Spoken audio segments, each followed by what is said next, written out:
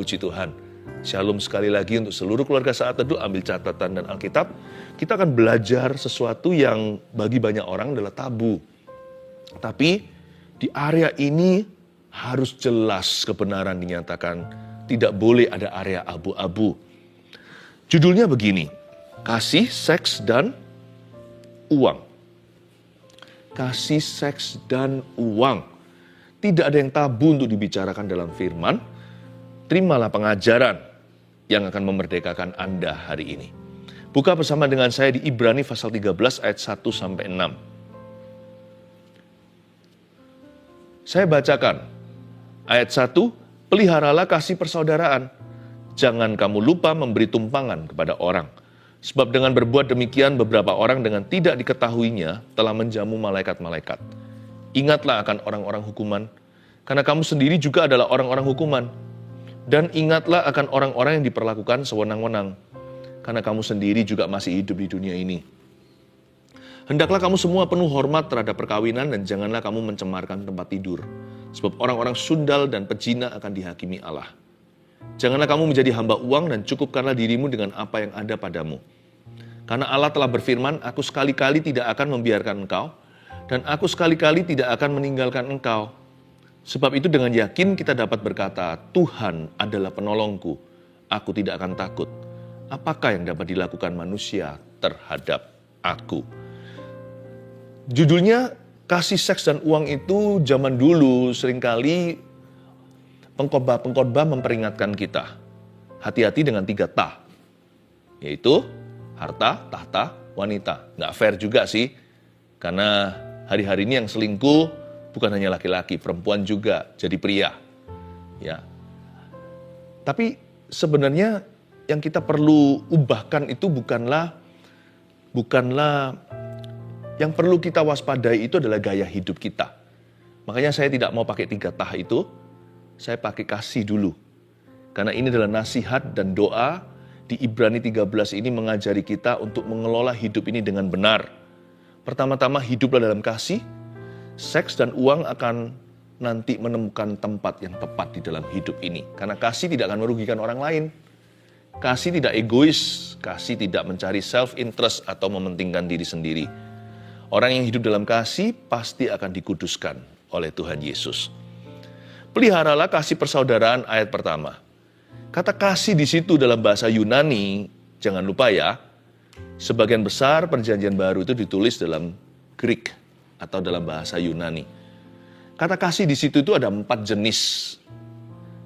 Kita tahu yang namanya eros. Eros itu erotic love. Yang ini hanya untuk orang sudah menikah. Kalau orang masih bujangan, eros itu terjemahannya romantisme atau romantic love. Jangan seksual, cukup sampai perasaan tertarik kepada lawan jenis, rasa seperti seolah-olah ada romance di hati. Bahkan seluruh dunia merayakan cinta kasih di bulan Februari. Tapi sebenarnya malahan kebanyakan orang-orang dunia bukan merayakan kasih atau cinta, tapi hawa nafsu berahi. Kasih di sini eros. Eros yang nomor 1 artinya dalam bahasa Yunani. Eros itu tidak boleh dikasih ke orang lain kecuali suami kepada istri dan sebaliknya juga. Biarkan pernikahan kita itu menjadi seperti kebun yang tertutup. Janganlah air kita itu meluap-luap sampai pinggir jalan. Jangan kasih eros kepada orang lain kecuali pasangan yang dengannya kita sah menikah. Tanpa berkat Tuhan, jangan otak-atik departemen ini. Eros tidak untuk orang pacaran. Romance oke, tapi jangan sampai jatuh ke dalam dosa badani atau perzinahan. Tapi peliharalah kasih persaudaraan di sini bukan pakai kata eros. Kata kedua dalam bahasa Yunani itu storge. Storge itu artinya family love atau cinta kasih dalam keluarga. Kasih sayang orang tua sama anak dan sebaliknya. Peliharalah kasih persaudaraan itu bukan bicara tentang storge, itu yang lainnya. Tapi saya jelaskan dulu kasih dalam rumah itu begini. Apapun bahasa kasih anak Anda, kasih waktu sama mereka. Apapun bahasa kasih Anda, komitmen sama family. Storge itu mengajarkan kita bahwa family is important. Keluarga itu penting sekali. Karena itu jangan pernah kita itu mau sukses kerja tapi abaikan keluarga sendiri. Jangan sampai kehilangan waktu kualitas dengan family. Sekalipun demi ministry loh ya, demi pelayanan misalkan. Ada orang-orang yang mengabaikan keluarganya, tak terkecuali adalah pendeta. Makanya anak-anak pendeta cenderung nakal-nakal jikalau papa mamanya tidak bijaksana mengimbangi antara pelayanan dan keluarga. Hati-hati ya, storge ini juga jenis kasih. Tapi juga yang kita kenal, yang sangat kita kenal adalah agape atau kasih tanpa syarat. Biasanya kasih ini yang asosiasinya dengan kasih Allah. Kasih yang tanpa pamrih, kasih yang dari sisi pemberi. Ya, bukan dari sisi penerimanya. Aku mengasihimu bukan karena aku butuh sesuatu, aku mengasihimu karena aku mau mengasihimu. Apapun reaksi Anda, baik berterima kasih atau melupakan kasih yang kutunjukkan, nggak apa-apa, aku tetap cinta padamu. Agape love. Ayat 1, peliharalah kasih persaudaraan di sini bukan ketiga-tiganya. Bukan eros, bukan storge, bukan agape. Lalu yang mana? Ini philia. Yang artinya kasih persaudaraan atau friendship love. Ternyata bagi Tuhan, yang penting itu bukan hanya agape love atau kasih yang ilahi. Tuhan juga sangat memandang tinggi, makanya jadi firman Tuhan di Ibrani. Tuhan juga sangat-sangat value, sangat-sangat menghargai kasih persaudaraan di antara kita. Makanya itu kita itu harus setia kawan. Jangan merugikan teman sendiri. Jangan ambil istri orang lain. Jangan ambil suami orang lain. Apalagi kalau itu adalah sahabatnya sendiri, jangan khianati. Jangan larikan uang orang lain. Apalagi kalau kita itu ditolong sama mereka. Kok larikan uang mereka? Ternyata philia sekalipun inferior, tidak sehebat kasih agape, tetap jadi firman. Peliharalah kasih persaudaraan. Belajar kompak sama orang. Jangan dikit-dikit mau berantem melulu. Cari common ground. Ya, cari tempat kesamaan. Supaya nanti semakin tipis perasaan perbedaan. Perbedaan pasti ada. Manusia itu nggak sama. Ya kan? Bahkan identical twin saja atau saudara kembar siam pun tidak sama dua individu pribadi itu sekalipun banyak kesamaannya. Kasih persaudaraan ajari kita untuk belajar cari kekompakan, untuk membangun kekompakan dengan orang-orang yang Tuhan taruh dalam hidup kita. Peliharalah kasih persaudaraan. Tapi kasih persaudaraan di sini juga berarti tulus hati. Kalau sama orang itu yang tulus, jangan ada niat untuk merugikan, jangan ada pikiran jahat. Apalagi kalau kita memanggil orang itu adalah saudara kita. Apalagi kalau orang itu menganggap kita adalah saudaranya. Nggak tentu saudara itu saudara kandung. Ada teman yang lebih erat daripada saudara, namanya sahabat. Apalagi kalau orang itu menganggap kita itu sahabatnya. Jangan khianati dia. Sama orang yang nggak kenal aja kita nggak boleh berbuat sesuatu yang jahat. Apalagi sama sahabat. Peliharalah kasih persaudaraan. Kasih itu penting sekali. Kalau ada kasih ya, buyar semua dosa. Karena orang yang punya kasih nggak akan mencuri dari orang yang dia kasih. Kalau kita belajar mengasihi sesama kita, dosa mencuri tidak ada.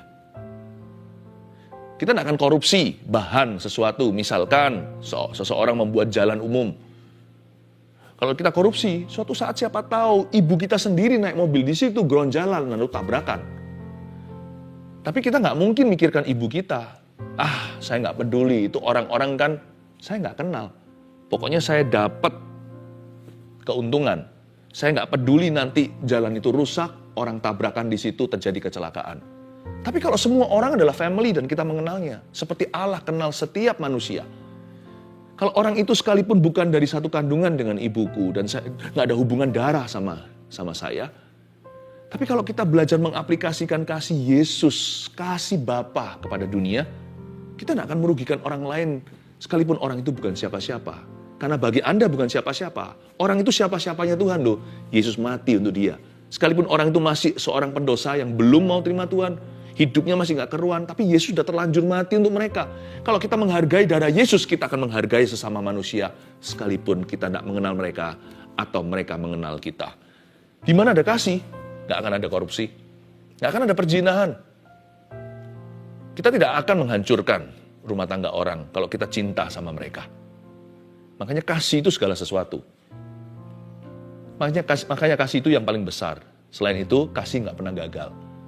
Orang yang minta kasih Yesus memenuhi dirinya dan dia hidup sesuai dengan standar kasih itu, lebih gampang menang terhadap godaan dosa dan pencobaan dunia. Karena orang itu akan punya cara pandang yang berbeda. Keluarga Saat Teduh yang saya kasihi, sekalipun saya tidak pernah berjumpa dengan sebagian besar Anda, tapi dalam doa saya bisa merasakan Anda. Dan Yesus taruh kasih dalam hati kami untuk dirimu. Karena ada kasih itu, ingin melihat orang lain dibangun, sangat mudah untuk komitmen setiap minggu.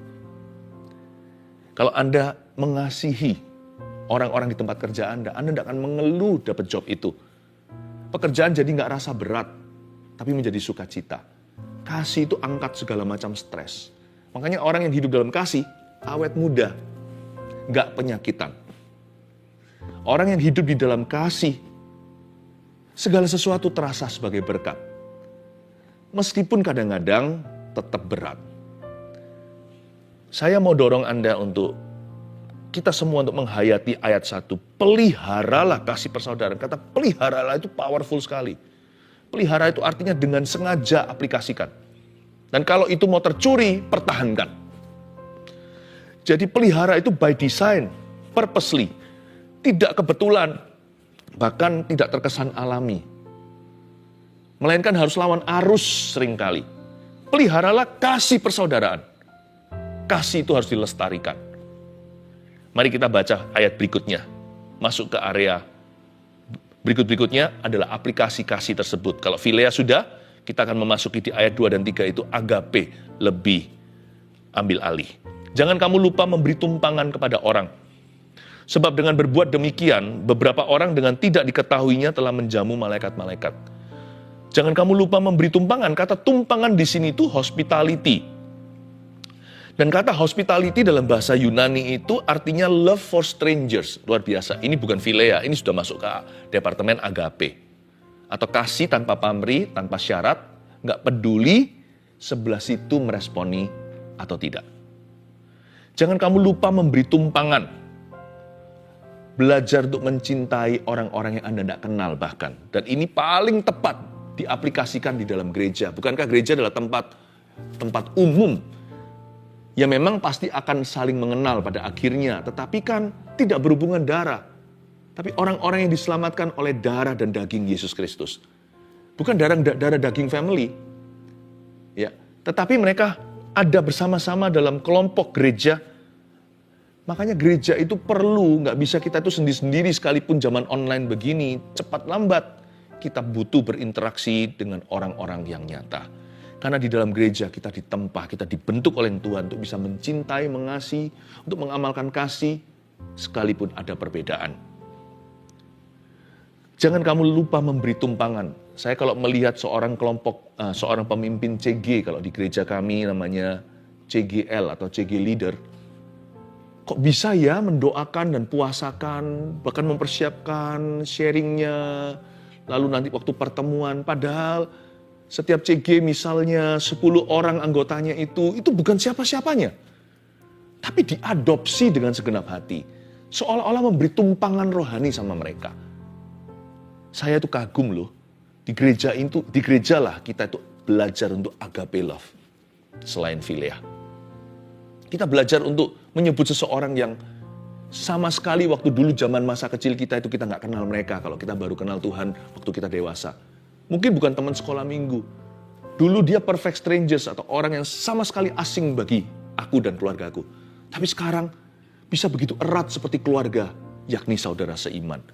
Itu yang disebut tumpangan. Tumpangan itu nggak tentu naik ke mobilnya atau tinggal di rumahnya. Meskipun itu juga ya. Tetapi cara kita memberikan tumpangan kepada orang yang tidak kita kenal, apalagi harus hati-hati. Jangan lupa memberi tumpangan bukan berarti kita jadi orang yang bodoh dan sembarangan. Jangan ceroboh. Pada waktu di gereja mula-mula ditemukan ada sebuah catatan. Catatan itu disebut ministry manual atau manual pelayanan. Kurang lebih tahun 90 setelah Masehi, sesudah Masehi. Itu tahun 90 ya. Ada beberapa klosal-klosalnya, term-termnya, bunyinya salah satunya begini. Dan waktu itu gereja mula-mula mau melindungi orang-orang Kristen yang murah hati. Supaya mereka jangan dimanipulasi. Supaya jangan sampai mereka memberi tumpangan kepada bandit nanti. Jadi begini caranya. Kalau ada satu orang hamba Tuhan tinggal di rumahmu lebih dari 1 hari, dia adalah rasul yang palsu. Itu bunyinya manual pelayanan yang ditemukan tahun 90. Maksudnya begini, karena zaman dulu banyak traveling evangelist itu tidak bisa tinggal di hotel. Karena zaman dulu perhotelan belum ada. Yang ada hanyalah perhotelan yang campur prostitusi. Jadi hamba-hamba Tuhan yang keliling waktu itu harus tinggal di rumah jemaat. Dan di rumah jemaat itu biasanya mereka nggak perlu tinggal lama-lama, mereka berkhotbah, setelah itu mereka cabut pulang. Nggak ada yang lama-lama setahun di situ aji mumpung. Bahkan diberitahukan kalau lebih dari 1 hari mereka terus tinggal di sana, nggak ada purpose ministry. Itu bukan rasul asli. Dan kalau mereka sebelum pergi bukan bawa roti tapi minta money, itu nabi palsu, kata manual itu. Bagus ya. Nggak mungkin kalau mereka paling ngambil roti, jangan berangus lembu ketika dia membajak. Seorang pekerja patut mendapat upahnya, tapi kalau dia minta-minta, apalagi pakai bahasa rohani, itu namanya manipulator. Dia itu bukan hamba Tuhan sungguhan. Itulah sebabnya di CG-CG di gereja kita, dilarang keras untuk saling pinjam-meminjam uang. Itu tempat penggembalaan kerohanian, supaya tidak menjadi ajang aji mumpung bagi orang-orang yang kurang bertanggung jawab. Ditekankan dengan sangat kuat, supaya sehat. Demikian pula kita jangan biasakan diri dengan meminta jasa orang. Sebab orang-orang yang benar di mata Tuhan, anak cucunya nggak akan minta roti. Saya mending lapar daripada mempermalukan Tuhan. Dan Tuhan tidak akan pernah mempermalukan dirinya. Kalau kita percaya Tuhan pasti pelihara. Gagak-gagaknya masih ada. Siapa bilang Tuhan hanya punya burung merpati? Gagak hitam pun Tuhan pakai untuk memberi makan Elia. Tuhan itu nggak kehabisan akal. Tuhan itu punya jalan. Asal Anda setia, Anda jaga kekudusan.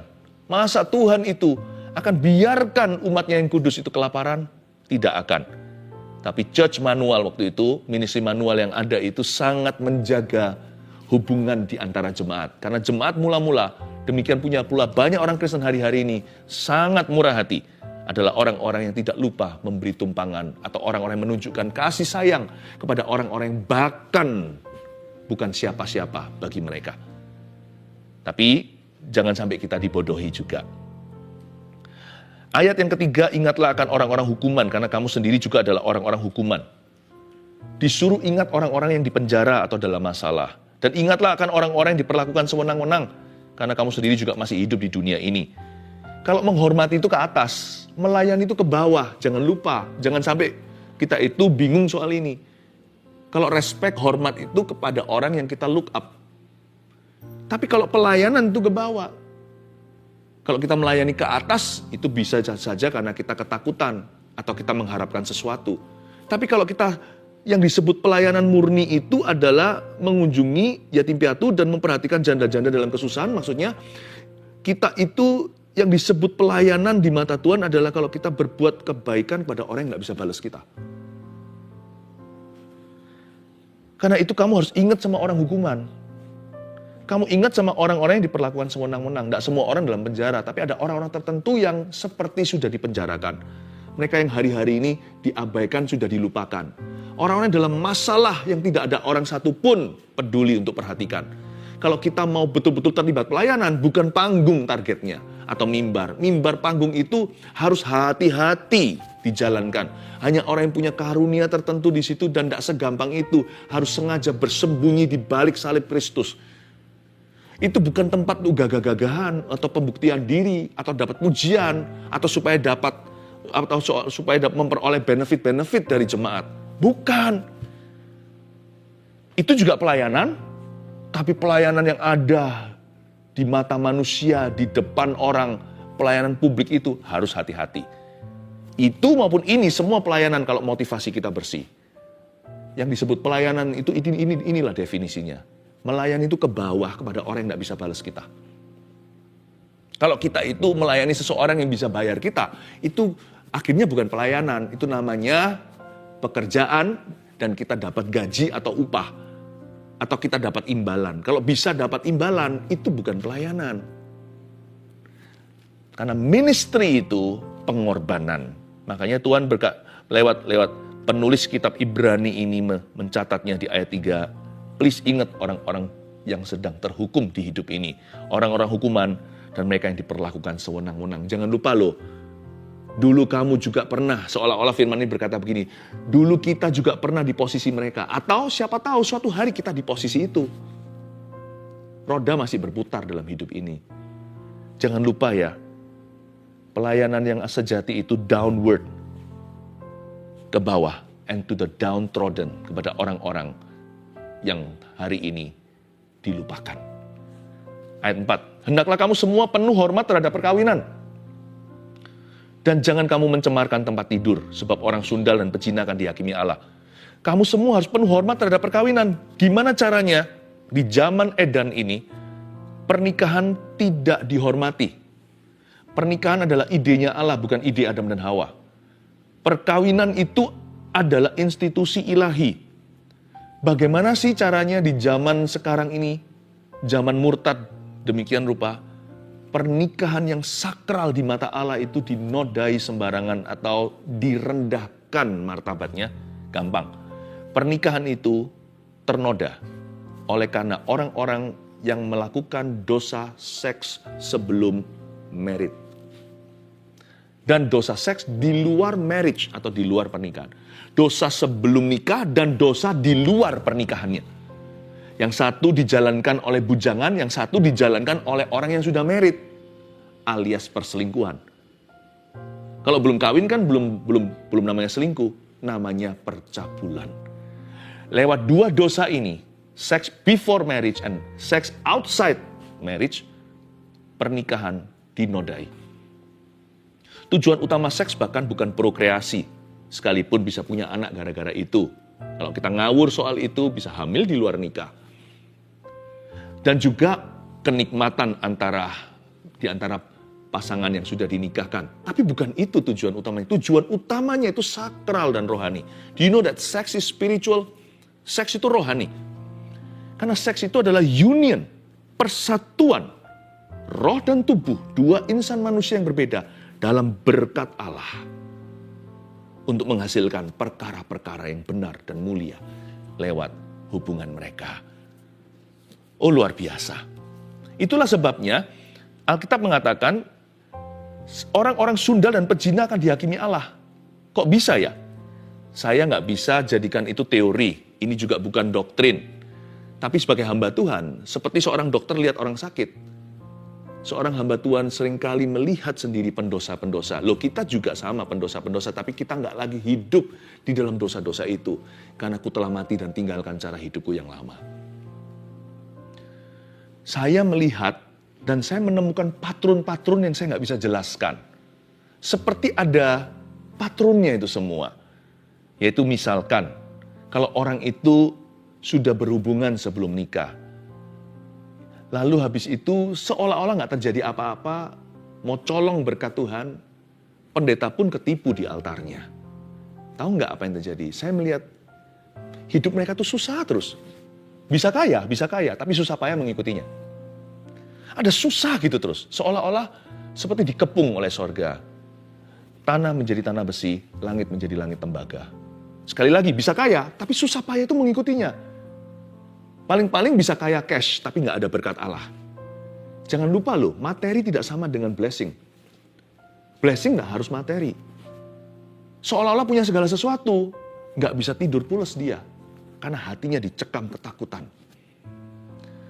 Atau bisa jadi sebaliknya, kerja apapun nggak berhasil.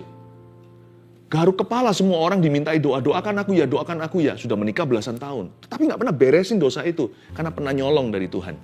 Di altarnya lagi mencuri. Wah, ini bahaya. Akhirnya kan sulit hidupnya. Ada dua tipe orang yang ngalami rintangan karena Tuhan sertai dan Tuhan tunjukkan kemuliaan. Tapi ada orang tertentu yang ngalami rintangan karena Tuhan nggak sertai. Nah, ini tipe yang itu susah terus jalannya. Atau seorang laki-laki, kalau dia adalah seorang playboy, dia seorang player, dia seorang yang tidak pernah benar secara seksualita, bahkan sudah menikah pun nggak keruan. Saya biasanya melihat ada patron. Ya, nggak otomatis ini terjadi. Anak juga bisa break free. Keturunannya juga bisa patahkan kutuk itu. Tetapi tentunya terjadi peperangan rohani. Karena bukan Tuhan yang kutuki keturunannya, tapi setan yang mengklaim benih-benihnya. Biasanya seorang ayah laki-laki yang suka main. Kalau dia punya anak perempuan itu kasihan. Anak perempuannya itu biasanya tidak akan memperoleh keberuntungan di dalam hubungan. Dan bisa jadi kalau anak-anaknya termasuk anak perempuannya nggak sungguh-sungguh sama Tuhan, tidak break free dan patah dari kutuk itu, setan akan terus mengejar alias familiar spirit. Biasanya kejadiannya adalah sebagaimana sang ayah mempermainkan, anak itu juga bisa dipermainkan nanti oleh pria-pria tidak bertanggung jawab dan bisa dikecewakan hatinya. Seperti seolah-olah tabur tua itu ada. Tapi saya nggak ngomong begini berarti Tuhan itu nggak fair. Loh, orang tua yang dosa kok anak-anaknya yang dihukum. Enggak sih. Tapi mau nggak mau, kita itu ada efeknya ke orang lain. Pasti ada. Seorang hamba Tuhan jatuh aja efeknya ada sekalipun nggak boleh lihat orang. Sekalipun orang Kristen diajarin untuk lihat Tuhan. Tapi pasti ada efeknya. Apalagi kalau papa yang nggak beres. Apalagi kalau ayah. Loh, mama juga sama, seorang istri atau ibu rumah tangga, seorang wanita. Tidak ada perbedaannya, dosa adalah dosa. Tetapi gimana pun juga, peran laki-laki sebagai imam itu menjadikan dosanya itu double porsi. Efek sampingnya. Saya melihat patron-patron itu. Benar-benar kalau yang cowok lagi, misal, apalagi. Yang cewek juga sama, yang laki-laki. Itu biasanya nanti anak-anaknya itu loh. Kasihan, seperti ada sebuah patron yang terulang. Dia gitu sama orang, akhirnya keturunannya digituin orang. Hati-hati ya keluarga Saat Teduh, I want to see you blessed. Tapi Pastor Philip, aku udah terlanjur, aku udah pernah bersalah gini dan gitu. Makanya ada namanya pertobatan. Jangan terus lari dari Tuhan. Akui, bereskan, tanggung konsekuensi apapun yang perlu terjadi, tapi jalani itu dalam takut akan Tuhan sesuai firman. Nanti lihat ya, sekalipun bergulir berapa waktu, seperti susah begitu, nanti akan ada titik baliknya. Tapi kalau kita lari akan tambah terpuruk alias semakin parah. Dan kutuk itu pasti akan mengejarmu dan sampai ke depan pintu. Jangan pernah kita main-main dan menyembunyikan dosa, termasuk dosa masa lalu. Waktu tidak menyembuhkan dosa soalnya. Waktu memperparahnya. Keluarga Saat Teduh yang saya cintai, saya doa supaya Anda yang berkata, aku ini pernah terlanjur begitu dan begini. Jangan tertuduh ya, apa yang saya sampaikan ini tidak membuat Anda justru terpental. Malah sebaliknya, seharusnya membuat Anda kembali. Atau balik sama Tuhan, atau di jalan-jalan Tuhan. Tujuan saya bilang begini kalau ada templakan, itu bukan tuduhan. Tuduhan itu membuat kita lari seperti Yudas Iskariot, malah gantung diri. Tapi templakan Roh Kudus itu membuat Petrus kembali dan menjadi hamba Tuhan, gembalakan domba-dombaku, kata Yesus. Tujuan saya ngomong begini bukan untuk menuduhmu, tapi tujuannya adalah untuk menerangi. Dan kalau ada kegelapan dan abu-abu itu cepat dicat putih oleh darah Yesus yang warna merah. Bahkan dosamu merah seperti kirmisi pun menjadi putih seperti salju. Akui, tinggalkan. Minta dilayani kalau perlu oleh orang-orang yang berwenang, bertanggung jawab, dan kompeten di situ. Minta. Kan Anda punya saudara seiman, Anda juga punya pemimpin-pemimpin rohani, minta didoakan. Gak akan perlu ada gimana-gimana kalau sudah terjadinya yang lalu. Cukup mengaku, saling mendoakan, Tuhan akan sembuhkan. Tapi jangan sembunyikan, bawa dalam terang. Jangan bawa lari dari hadirat Tuhan. Saya percaya Tuhan bisa memulihkan. Dan kalau Tuhan pulihkan, bekas lukanya pun hilang. Saya kok yakin ya, Tuhan itu gak akan separuh-separuh setengah-tengah. Aku hanya mau mengampunimu, tapi gak akan melupakannya. Tuhan gak gitu. Kalau Tuhan ampuni, Tuhan lupakan. Tapi jangan kita menipu Tuhan. Kita harus punya kebenaran dalam batin. Hati yang hancur, jiwa yang remuk, tidak kau pandang hina ya Tuhan. Kalau ada niat baik dari kita, good will atau good intention, Tuhan akan melihat itu. Seperti Sakeus, Tuhan berkata, hari ini keselamatan tiba atas atap rumah ini. Don't worry, our God is the best forgiver. Allah kita adalah pengampun yang maha dahsyat. Saya dorong juga kepada yang bujangan, untuk terbuka sama papa mamanya. Saya dorong pada papa mama, orang tua yang takut akan Tuhan, keluarga Saat Teduh, untuk buka jalan komunikasi dengan putra-putrinya, apalagi kalau mereka masih muda, karena orang muda itu butuh pendampingan. Yang muda-mudi, yang bujangan, kalau yang wanita pada saat masa-masa menstruasi sebelum dan sesudah, waspada, banyak dekat sama Tuhan, banyak merapat. Kalau yang laki-laki, kalau sudah masuk usianya, sudah mulai beranjak masuk ke dalam keremajaan, ada yang namanya mimpi basah. Kalau itu terjadi, datanglah ke papa mamamu. Datang kepada orang tua Anda yang takut akan Tuhan, minta didoakan. Supaya pencobaan nggak menjadi-jadi. Jangan malu, karena itu biologi. Karena itu jangan jatuh ke pornografi. Jatuh ke tangan orang tua aja. Makanya berbahagialah orang tua yang memupuk hubungan demikian. Sekarang belum telat sih, masih bisa, belum terlambat. Karena tidak ada dalam culture kita, di kebudayaan kita itu tabu bicara tentang seks sama anak. Anak juga malu. Tapi kalau kita nggak dampingi mereka, siapa yang ajarin nanti kalau bukan dunia dan internet? Anda mesti ambil inisiatif untuk rangkul anak-anak Anda. Ingat loh ya, apalagi kalau di rumah Anda ada anak remaja, mereka butuh pendampingan. Jangankan remaja, sudah beranjak dewasa saja masih butuh banyak bimbingan. Karena itu, jalankan imamatmu, belum telat. Sekalipun selama ini aku belum benar-benar serius soal ini, lah mulai serius dong hari ini. Tapi aku sendiri belum kudus ya, mulai kudus dong hari ini. Minta Tuhan pulihkan hubungan. Buka jalan seperti itu. Saya dorong anak-anak muda untuk terbuka sama orang tuanya. Orang tua, buka jalan untuk mereka. Ya, terakhir. Yang 5, janganlah kamu menjadi hamba uang dan cukupkanlah dirimu dengan apa yang ada padamu. Ini roh materialisme yang harus kita waspadai. Karena Allah telah berfirman, aku sekali-kali tidak akan membiarkan engkau, dan aku sekali-kali tidak akan meninggalkan engkau. Selalu memilih rasa cukup, jangan serakah. Jangan kamu menjadi hamba uang dan cukupkan dirimu. Aku sekali-kali nggak akan membiarkan kau, aku sekali-kali nggak akan meninggalkan kau. Kok banyak ya sekali-kalinya, kok banyak ya kata tidaknya. Kalau dalam bahasa Inggrisnya, ahli teologia semua menjemput ini sebagai the 5 negatives. Seperti Tuhan pakai bahasa negatif. Aku sekali-kali tidak membiarkan, itu kan negatif. Aku sekali-kali tidak meninggalkan. Kalau Tuhan sudah pakai negatif, 5 negatif gitu untuk menegakkan sesuatu yang positif, berarti Tuhan sudah super serius sekali. Tuhan seperti hampir-hampir seolah-olah hampir-hampir tidak sabar untuk kita itu tahu dengan segenap hati. Kalau Tuhan tidak main-main soal ini, asal engkau tulus sama aku dan hayati hidup kudus sekalipun masih jatuh bangun, tapi terus kejar kebenaran, aku tidak akan meninggalkanmu. Tuhan adalah penolongku, aku tidak takut apa yang dapat dilakukan manusia terhadap aku. Seolah-olah Tuhan ingin memberitahu kepada kita, I'm very serious. Aku akan pelihara kamu. Soal uang, belajar rasa cukup. Percayalah, ada penyertaan Tuhan dan pemeliharaannya. 1, 2, 3, dengan ini saya selesai. Saya rangkumkan ya, ini adalah rangkumannya. 1, praktekkan kasih dengan benar. Ingat tadi, hospitality. Ingat tadi, manualnya ministry, gereja mula-mula. Dengan balance atau dengan seimbang. Praktekkan kasih tapi. Praktekkan kasih dengan benar. Jangan karena kita takut disalahi orang, kita tidak mau mengasihi. Kasih itu ada resiko, ambil resiko itu. Dengan bijaksana, sekalipun tetap ada resiko, tetaplah mengasihi. Pilihlah kasih. 2, hormati ranjang pernikahan. Baik yang sudah menikah maupun bujangan. 3, kalau soal uang, begini aja sih tugas kita.